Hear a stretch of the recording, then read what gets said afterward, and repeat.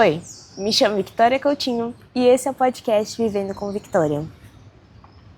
Aqui, nesse espaço que a gente desacelera, reflete, sente e principalmente que escuta histórias.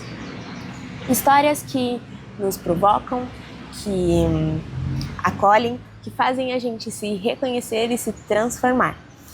E hoje, nesse cenário maravilhoso, a gente trouxe uma pessoa mais que especial aqui. Ela que é professora,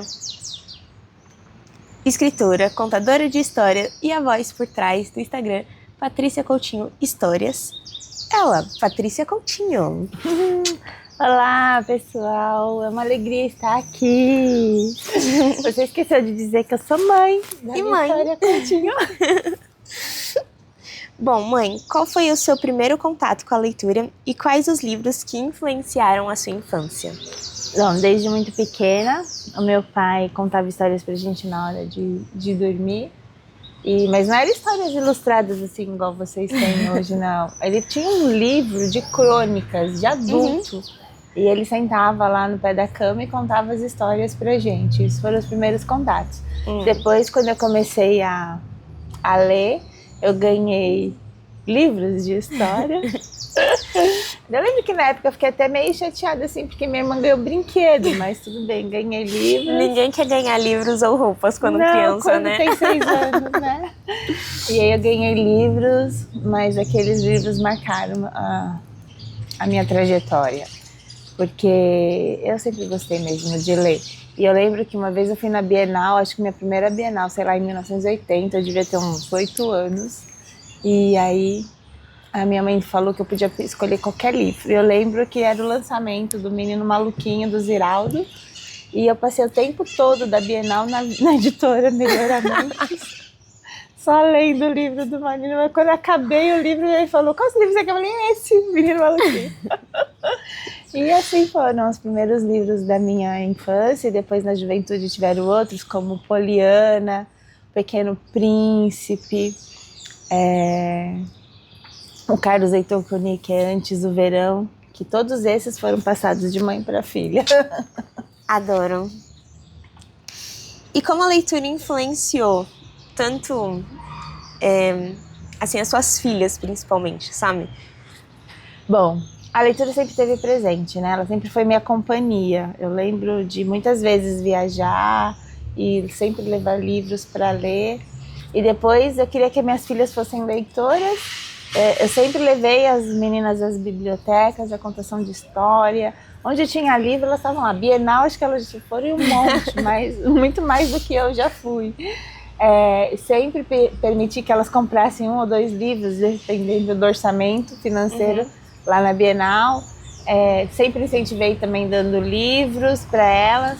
E eu, como professora, primeiro eu fiz pedagogia, mas depois eu fiz letras. E quando eu era professora de português, eu percebia que as crianças se interessavam mais pela leitura quando eu contava um pedaço da história, né? E foi assim que os outros caminhos foram sendo trilhados. Daí eu falei assim, acho que esse caminho de contadora de histórias ajuda na leitura. Justíssimo. Mãe, quando a gente estava conversando sobre esse assunto, você citou que uma época você ficou sem ler. Você pode falar um pouco sobre isso? Quando você nasceu, eu trabalhava e cuidava de filha e de casa, né? A gente nunca teve ajuda externa paga, né? A gente só tinha as redes de apoio. E às vezes não dava mesmo tempo de ler, que ler demanda um tempo consigo mesmo, né? E a gente também não tinha esse conhecimento que a gente tem hoje. A internet não era assim tão fácil, né? Não sabia que eu podia ler uma página por dia, eu queria ler um capítulo inteiro. Então eu fiquei um tempo mesmo sem ler muito. Lia poucas coisas, livros fininhos, poucas coisas, mas não ler o tanto que eu leio hoje, porque eu tô com a vida mais sossegada mesmo. E agora eu acho importante também a gente falar como surgiu o Piquenique de Histórias, que hoje é um projeto social que você tem, mas que você começou lá atrás com pequenas ações e foi cada vez mais crescendo. Exatamente isso. Quando eu era professora de português numa rede particular de ensino, a gente tinha aulas na biblioteca E aí eu comecei lá um projeto de contações de história. Eu fiz uns cursos online, a internet estava chegando. Eu comecei lá mesmo fazendo um projeto de piquenique de histórias. Aí eu contava histórias para as outras crianças. E depois disso, quando eu entrei na rede pública, eu queria levar isso para o maior número de crianças possíveis. E aí comecei a fazer a contação de histórias no parque, convidando as crianças do bairro. E já faz, acho que uns 5 anos que eu tô nesse projeto, tirando da pandemia, né? Justíssimo. E para que você precisou fazer cursos de contação de histórias se você sempre contou histórias? Eu não me sentia capacitada, né? Eu achava que para ser contadora de histórias eu precisava de uma certificação. E aí eu fiz uma pós-graduação em contação de histórias, fora outros cursos livres de contação de história. A gente sempre precisa aprender e aprimorar, que faz parte da gente. Mas assim, o básico eu tinha, eu gostava muito de ler e queria passar isso para alguém, né? Com os cursos a gente aprende algumas técnicas, alguns vícios de linguagem, alguns movimentos com o corpo, essas coisas. Justíssimo. E por fim, mãe, eu queria falar sobre você ser escritora. Como você virou essa escritora de muitos livros?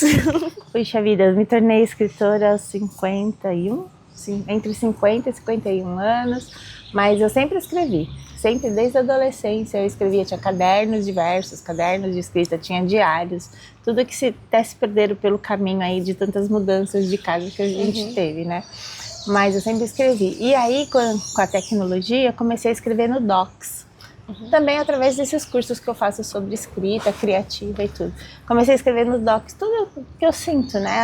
As minhas emoções são relatadas lá na escrita.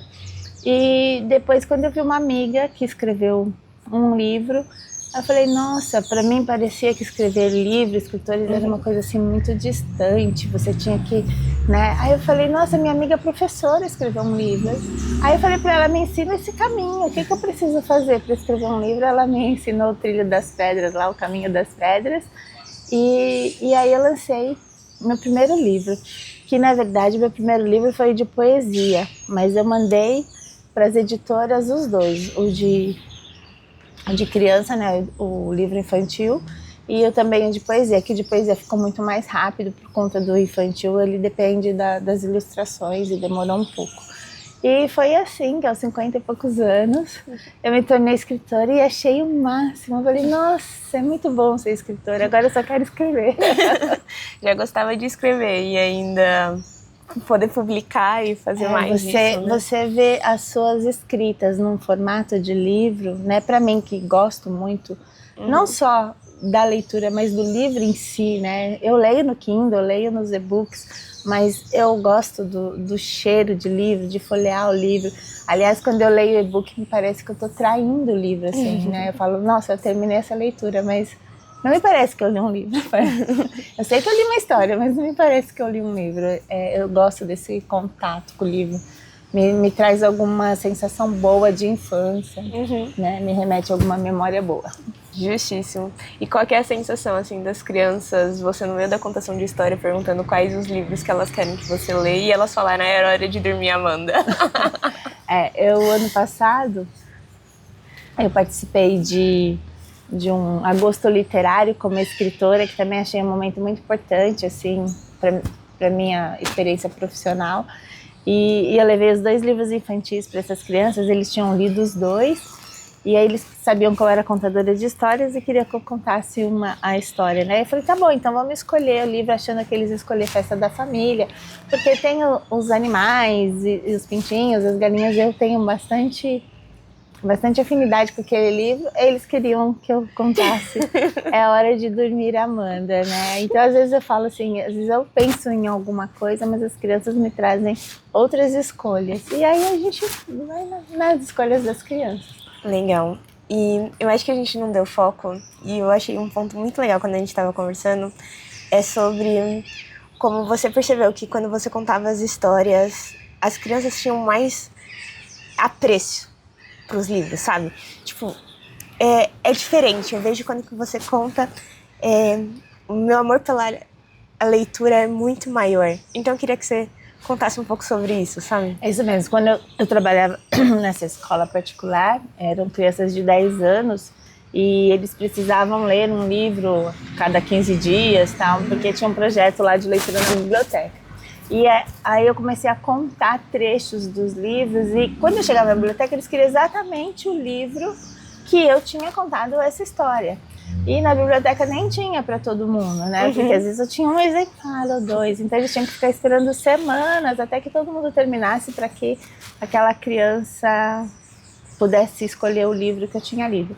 A sorte é que assim, na semana seguinte eu contava outra história, um pedaço dela, e aí eles queriam aquele livro, já tinham esquecido do anterior, então eu ficava assim, nessa troca. Que legal. Eu, assim, como ouvinte, é diferente mesmo a experiência quando você conta a história, quando às vezes você usa vários outros artifícios, né? Tipo uma boneca, uma fantasia, algo do tipo. A gente cria um carinho pela história muito maior, é muito interessante isso. E Só antes falar. de você terminar, lá na educação infantil, onde eu tô agora, a gente tem toda semana as crianças levam um livro para casa, né? Uhum. E todo dia eu conto um livro desse projeto, que na sexta-feira eles vão escolher. E aí, quando eu conto a história, todo mundo, as crianças, eles têm 3, vão fazendo 4 anos, eles falam assim, eu quero levar esse, eu quero levar esse, eu quero levar esse. E aí, quando chega na sexta-feira, eu já contei 5 livros, né? E aí eles ficam meio perdidos, assim, não sabem qual que eles escolhem, porque eu já tinha contado aqueles 5. Eles gostam daqueles que eles têm mais familiaridade. Então, eu ouvi aquela história tocou em mim, aquele livro que eu quero escolher. Justíssimo. E, por fim, eu queria falar do seu novo livro. Ai, o livro novo! Esse livro que vai lançar esse ano aí, mas que já tá para vender nas plataformas. A gente vai lançar, né? Mas já tá na Amazon para comprar. A Meia que Fugiu do Par, ela assim surgiu de muitas conversas com as filhas, que quando eu lavava roupa, as filhas iam dobrar e falavam, mãe, você não lavou outro pé da meia? E ele simplesmente sumia. E eu falava, acho que a máquina de lavar engoliu, porque eu nunca achava os pés da meia. E lá na escola também as crianças, as mães mais ousadas, né, que não era o meu caso, mas as mães mais ousadas colocavam um pé de cada meia mesmo para ir para a escola. E eu achei, nossa, dá para inventar muitas coisas, né? Dá para fazer fantoche com meia. E eu fiquei pensando nisso, falei, dá para surgir um livro aí. E eu escrevi essa história, Meia que Fugiu do Par, uma amiga minha que ilustrou, que aliás é mãe de uma criança que eu já dei aula, que é a Amanda Mancini. E agora está aí, está na Amazon e logo logo vai ser o lançamento, vou contar essa história, já tem música dessa história, está no YouTube. Ai, adoro essa música. A Meia que Fugiu do Par. E assim, tenho já novos projetos para lançar outros, eu queria lançar um novo livro de poesia. E tô aí, construindo caminhos, novos caminhos, né? É legal que toda história, ela teve uma inspiração, né? Tanto a Festa da Família, quanto a da Amanda, foram histórias inspiradas em algo ou alguém, né? Isso mesmo. Eu escrevo aquilo que eu sinto, aquilo que eu vejo, né? A Festa da Família surgiu porque a gente precisava trabalhar diferentes famílias no SEI e não tinha os livros não apresentavam nunca a gente vai apresentar todas as famílias, que as construções são infinitas, né? Mas assim, faltava alguns elementos, né, para falar sobre aquelas famílias. E aí surgiu a Festa da Família com os animais. Uhum. E a Amanda também foi minha aluna. E ouvindo a mãe dela falando assim, ai, todo dia que a Amanda vai dormir uma história. Eu falei, nossa, me conta mais. Daí ela ficou contando como a Amanda fazia. Eu falei, isso dá uma história. E aí eu escrevi sobre isso. E a Meia já contei, é sobre isso também. Mas assim, toda vez que eu vejo uma cena, eu anoto. Fala, nossa, isso dá uma história. Mas nem sempre a história aparece, né? A história vem construindo conforme eu vou vendo as coisas e as situações. E elaborando, né? Vai elaborando, demora um pouco. Uma história às vezes pode demorar anos para ser escrita. Ai, tem uma história de adulto que eu tô escrevendo, mas olha, já faz uns 7 anos que eu tô escrevendo essa história, eu não termino. Mas você já leu uns capítulos. Já li uns capítulos, tá ficando boa. Mas é isso, gente. Eu queria agradecer, mãe, primeiro, por você estar aqui, por você topar essa troca de conversa, né? A intenção do podcast é ser isso. Como eu disse no final do ano passado, o podcast surgiu através das nossas conversas. Porque todas as minhas amigas falavam que as nossas trocas eram muito legais. E a sua influência também com os livros para mim, e para eu sempre tentar me autodesenvolver, para mim forma a pessoa que eu sou hoje e forma essa troca que eu posso trocar com tantas pessoas e ainda aprender muito mais. Eu acredito muito na leitura, eu acredito no seu projeto, eu acho ele muito bonito. E eu espero mesmo que você possa continuar levando para mais crianças assim esse apreço pela leitura da mesma forma como eu sinto, sabe? Então, é isso. Ai, muito a mãe obrigada aqui fica toda orgulhosa de ver que a leitura influenciou isso que a gente preza, né? E que bom que você conquistou grandes coisas com a leitura. Obrigada pelo convite, eu fiquei muito feliz. E muito obrigada a vocês por nos ouvir mais uma vez. Se você gostou desse episódio, não deixa de comentar lá no meu Instagram, Vivendo com Victoria, o que você mais gostou desse episódio.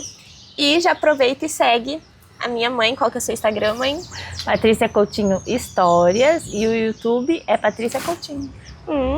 Lá você vai encontrar várias histórias. E a minha mãe também deixa o Instagram dela bem ativo com as contações, com as indicações de livro. Atualmente, cada vez mais, né, mãe? Tô tentando. Então, você já fica a par aí desse conteúdo. Se você não me segue aqui no Spotify ou é inscrito no YouTube, aproveita para fazer isso agora. Assim você não perde nenhum vídeo que sai toda semana. Muito obrigada por me acompanhar mais uma vez e até a próxima.